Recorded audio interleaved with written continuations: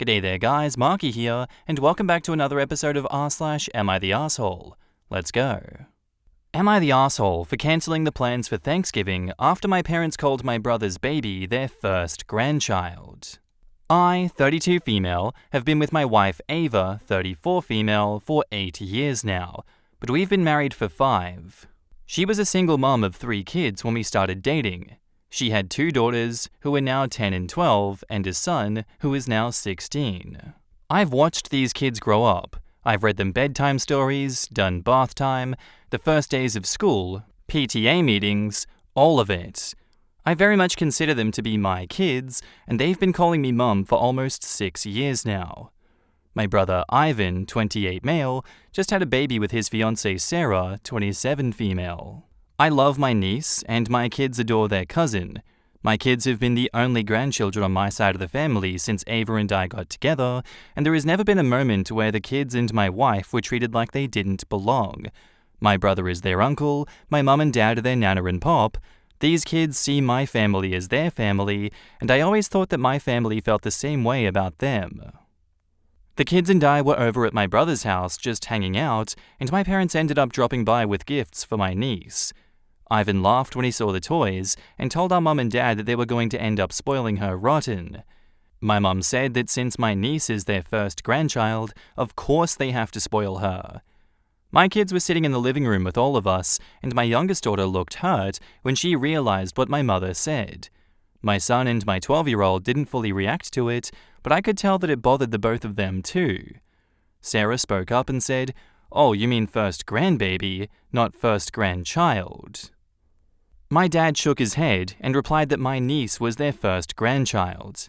I didn't want my kids to keep sitting there and listening to that, so I handed my son my keys and told him to wait in the car with his sisters.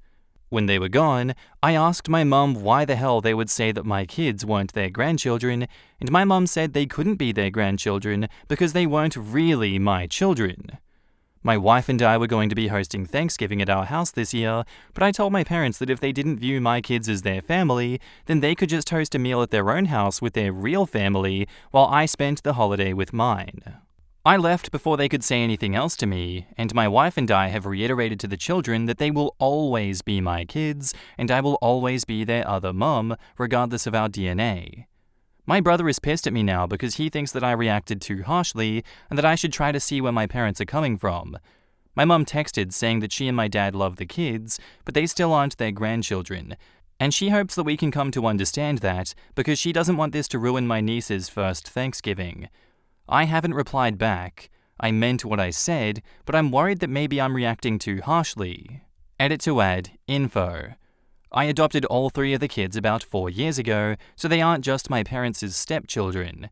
Even if I hadn't legally adopted them, they would still be my kids in my eyes. Edit 2. My wife's parents don't have a relationship with the kids. When my wife came out, they pretty much stopped speaking with her entirely. Their bio dad is not involved, and neither is his family. He lost his rights to the children before Ava and I started dating. The 10-year-old has never met him, the 12-year-old doesn't remember him, and the 16-year-old wants nothing to do with him. My parents wanted the kids to call them Nana and Pop. I didn't make the kids start calling them that. OP has offered the following explanation for why they think they might be the arsehole. I cancelled the Thanksgiving plans because my parents said that my kids weren't their grandkids. I know that I can't control how they feel, and that yes, it is true that my kids aren't related to them, but if they genuinely feel that way, I don't think it should have been said in front of my children. Regardless, I think I might be an arsehole for reacting the way that I did. In the comments, not the arsehole. Sister-in-law Sarah is a rock star. She totally tried to save that fumble. Your parents should have picked up on that and caught that pass and saved the situation. Instead, they doubled down and argued the point. That's extremely unfortunate, and I'm sorry. No kidding, she gave them an out, and instead, they doubled down. Mum is digging down to the earth's core. Don't let it ruin the baby's first Thanksgiving? Ugh. I'm gutted for OP, her wife, and their kids. I've never spent a ton of time with babies, but my impression from my nephew is that for the first 6 months to a year, their participation in holidays is sleeping, feeding, pooing, cooing, being adorable, and crying. So, same as every day. I'm not sure how this will be ruined for her. Not the asshole. That was a really shitty thing of your parents to think, let alone say in front of your kids. You were completely justified in your reaction. If it were me, I don't know if it's something that could be fixed with a simple apology. And OP replies, the worst part of it for me is that they said it in front of them. I'd still be upset knowing they thought it, but the look on my youngest daughter's face when she heard my mother say that just broke my heart. I tend to go full mama bear whenever I even think someone stepped out of line with the kids, so I was worried that maybe I was doing too much in my reaction. My brother still feels like I should talk it out with them, but I don't think that I could forgive it, honestly. Your brother is more concerned about his daughter's first Thanksgiving. Let's be real. If he wasn't, he wouldn't be telling you that it doesn't matter what they said. He doesn't feel that way and agree with you and be fine with them being out of Thanksgiving. That is what a sibling does in this situation. They stand up for their sibling and their kids because they would never want their child feeling that way. I would honestly just text them back and be like, you two are so disappointing. These are my children. They thought of you as their grandparents, and you essentially spit in their faces. Maybe it never occurred to you to care how hurtful it would be to them to hear you say that, but they are devastated. And I can't believe someone who says they love them would intentionally make them feel that way. Niece is not cognizant of Thanksgiving yet, so our absence can't ruin it for your only grandchild. And I need time to consider if I can risk exposing my kids to that kind of cruelty ever again. I don't really see why you'd be upset getting to focus all of your holiday energy on the only child in this family who counts. So don't worry about us not being there. And now, onto the update. Hi, I thought I'd just leave you all with an update here since it doesn't look as though things are going to change anytime soon.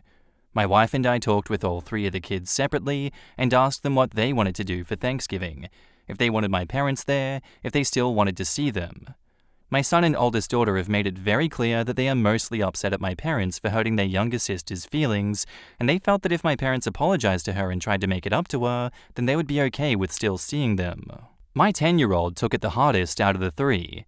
For her, they are the only grandparents she has ever known, and this whole thing really crushed her.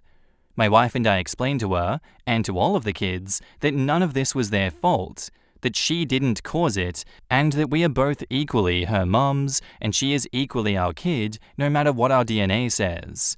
She told us that she didn't want to talk to my parents, but that she wanted me to make sure that they knew that she wasn't mad at them, she was just hurt.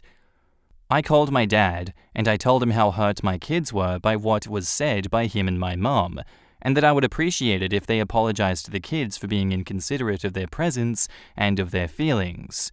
My dad said that he and my mother never intended to hurt the kids' feelings, but they can't change the fact that they aren't their grandchildren and that the kids shouldn't be so upset at the truth. I hung up on him. I know I can't make them view my kids as their grandchildren, but the fact that both of my parents are being so inconsiderate to the fact that they seriously upset my children just makes this whole thing even worse. I texted my brother and told him that I was sorry if he felt like he was being put in the middle of something, but as a parent, my priority is my kids, and I won't apologize for protecting them from what I think will hurt them further. I guess Sarah talked to him or something because he apologized to me and said he'd like for his daughter to have Thanksgiving with her aunts and her cousins. I did also thank Sarah separately for offering my parents an out and trying to salvage this situation. She is a total sweetheart and I love her. Thanksgiving is going to be hosted at my house, just without my parents there. It's unfortunate, but like I said, my kids are my priority, and I refuse to have them sit at a table with people who can't even take a minute to show them some empathy or basic kindness. I didn't expect that post to take off the way that it did, so I wasn't able to respond to all of you because there were just so many, but I really appreciated all of your feedback and suggestions. In the comments, I am so sorry your parents don't understand what they did wrong, but I applaud you for holding your ground and for protecting your children. You're a badass mama. I'm happy your brother came around and understood where you were coming from. Your sister-in-law sounds like a badass too. I hope you all have a lovely Thanksgiving. The part that really gets me is they asked the kids to call them Nana and Pop. I don't get why they would do that, but then not consider them grandchildren. My only guess is that maybe they saw it as close enough, But once a bio-grandchild was born, they didn't need to bother with the make-believe. They treated them like rent-a-grandkid until the bio-grandkid came along, and it's despicable. My closest grandma is technically a step-grandma, and I would have been devastated if she said something like that to me, especially as a kid. I'm in my 20s, and she still buys me Minions coloring books and bubbles so that I don't ever think that she's treating me as less than my little cousins. Honestly, I feel like most grandmas would be thrilled to have more grandbabies that want to spend more time with them. My grandfather is also technically my mum's stepdad, but yeah, he was and is, for all intents and purposes, my actual grandfather. So much so that sometimes I totally forget that we aren't actually related. He told me once while drunk and maudlin, unsure, but assumed this was after he found out my mum had been taking to her bio-dad, that maybe I'm not your actual grandpa, but you kids are all my grandkids. And then, of course, I hugged him and told him he's my real grandpa to me. He's always been there when it mattered, and that's way more important than blood.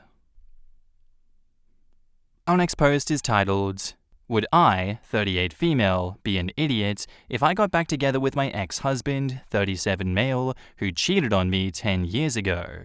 My ex, who we'll call Mike, and I were together since we were 14 and got married at 22.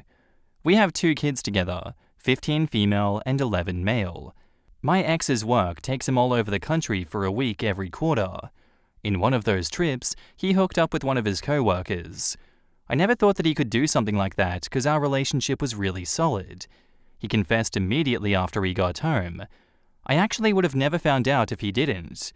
He begged me for forgiveness, said that he still loved me and that it was a lapse in judgment, but said that he would understand if I wanted a divorce, which is what eventually happened. It was very amicable, and he actually gave me more than I expected: house, child support, alimony. It was a slow process, but over the years, we became friends again and have a good co-parenting dynamic. Mike's a great father, and the kids still love him. I got married 3 years after, and he was actually very supportive. I divorced my second husband 2 years ago because he changed his mind on kids, and I want one last baby. Since the lockdown, Mike has been over frequently. At this point, our relationship is so good that we don't need to enforce any of the set visits and such. Well, things have been getting hot between us for the last few months, and we started having sex. I'm a woman with needs too, and to be honest with you guys, he's still the best guy that I've been with after all these years. It's like our bodies were made for each other. He always joked that we were like Prime Pippin and Jordan in bed, and when he said that again, it felt like we were back 10 years ago when we were still together. It was supposed to be just physical, but here we are. Just a few hours ago, he brought up the idea of us getting back together. He made the most genuine speech about how stupid he was the night that he cheated, and how he never stopped loving me in the last 10 years. I was speechless and I couldn't say anything, so he just gave me his usual toothy smile and said, "It's okay, I'll wait," before driving home. Now I'm lying here in bed typing this out. I'd be lying to you guys if I said I didn't love him. I'd be lying if I said the last few months weren't the happiest I've been in years, and I'd be lying if I said I never forgave him for cheating. I've told him years ago that I already did. If I had to decide right now, I'd jump right out of bed and drive to his house and bring him home.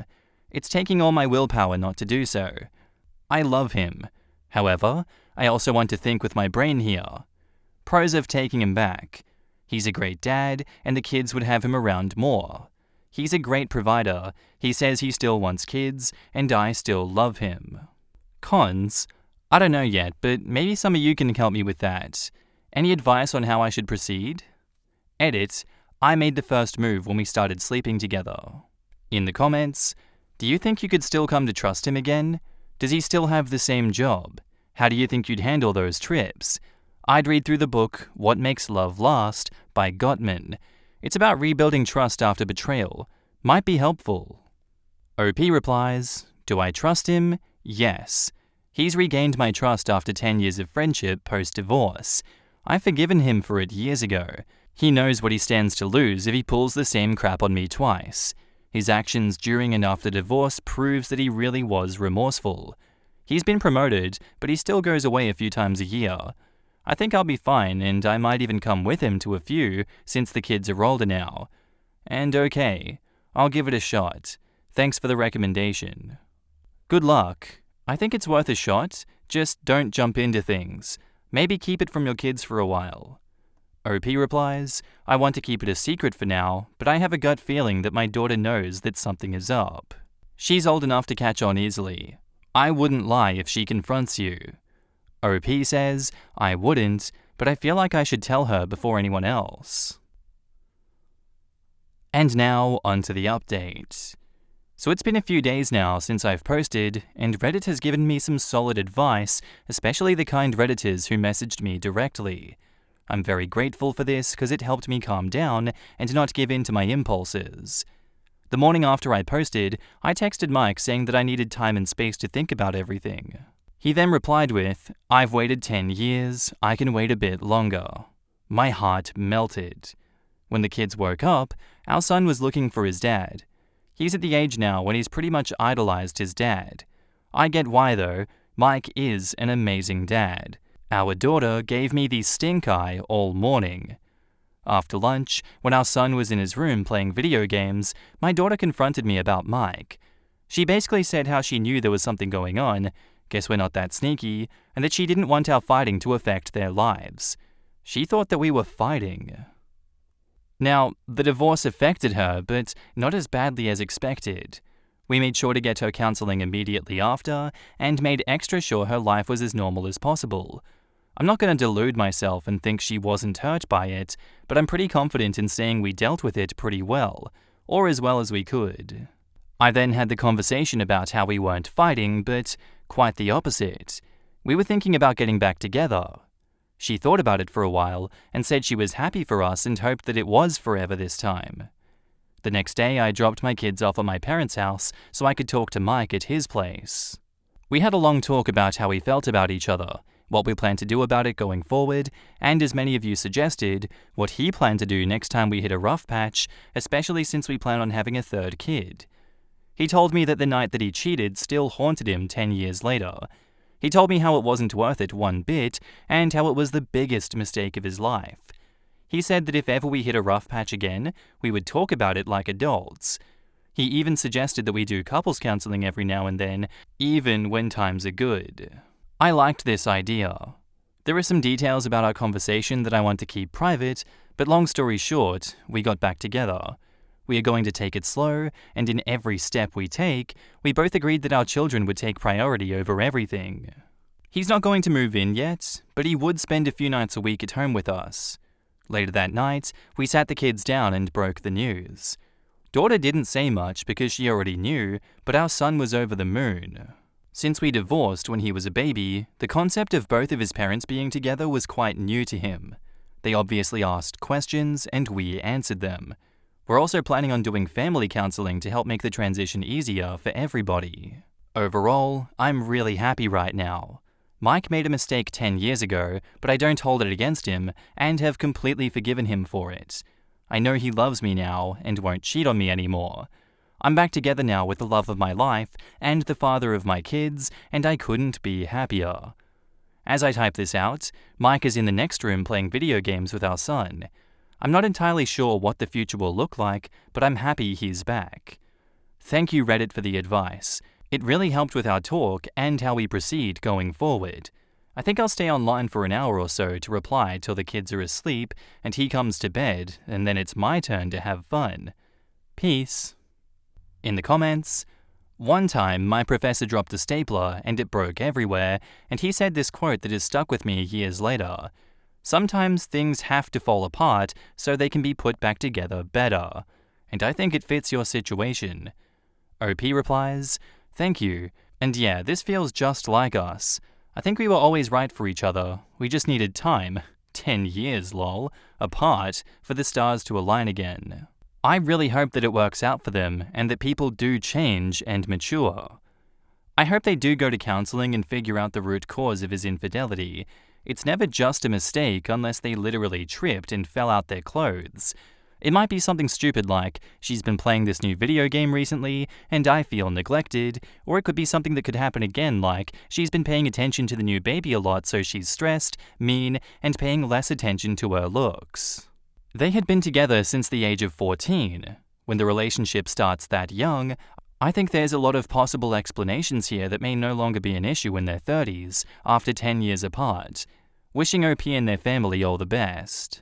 Honestly, the way the separation happened was shitty, but being apart for years allowed them to grow separately and really know that they want to be together when it comes down to it. I'm rooting for them. Normally I'd say run, but in this case, he came clean unprompted, which to me seems like a sign of genuine remorse and willingness to own up to his mistake and to not do it again. Yes, he came clean unprompted and immediately after it happened. He also accepted responsibility and the consequences, as well as behaved like an adult during and after the divorce. Those are the signs of a relationship that might be salvageable after infidelity. And that's where I'm going to finish today's episode, guys. I do hope you enjoyed, and I'll see you in the next one. Bye.